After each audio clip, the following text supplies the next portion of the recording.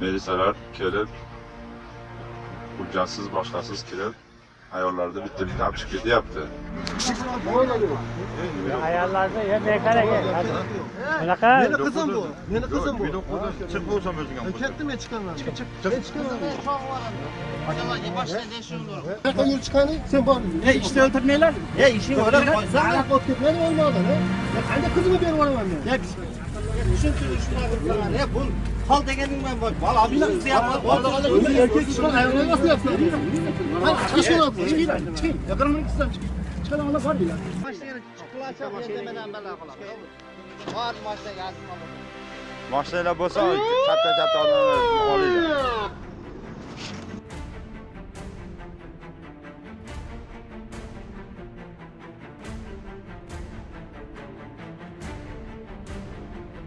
Bunday ishlar yana davom etadigan bo'lsa, men musulmon qatorida o'z noroziligimni hamisha bildiraman va butun musulmonlar shu ishni davom ettirishga,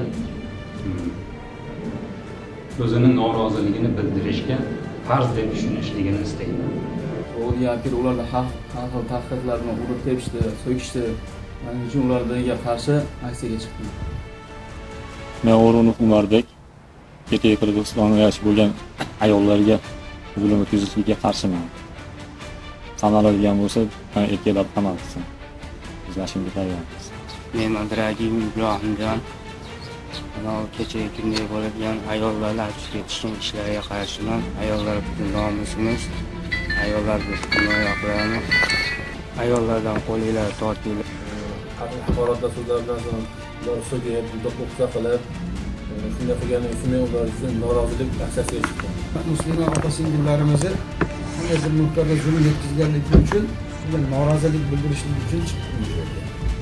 Chiqib ketib, kech paytga soat 10-12gacha ushlab turishlarganligiga biz Rosul xalqqa noroziligimizni bildirib, shunga mitingga, aksiyaga chiqmoqchimiz.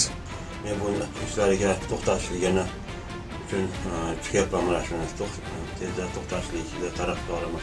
Ko'p opa-singillarimiz uylariga kirishib, organ xodimlari kelib turib, olib chiqib ketib qo'ygan. Ularda soat 10:30-11gacha ushlab turishgan. Mana shuni evaziga bugungi kunda biz norozilik aksiyalari uchun chiqyapmiz. Shuning uchun ayollarga tegilmasin. Mana biz oqsoqollar, erkaklar gaplashamiz qancha Qanchasi xalqqa tayyormiz oqsoqollar yashashga. Havodan qo'rqmaymiz. Mana shu ayollarni, o'g'illarni ornomisiga anaqa tajovuz bo'lishlariga qarshi. Shu ayollarimiz, qizlarimizni qamaguncha, zulm qilguncha bizga zulm qilsinlar. Biz, ya'ni musulmonlar bu narsaga tayyormiz. Bizning hamiyatimizga tegmasin. Xolasin buni shart desin, xolasin iltimos deb qabul qilsin. Biz shunaqa shu maqsadda chiqdik aksiyaga. Tinchlik aksiyasi.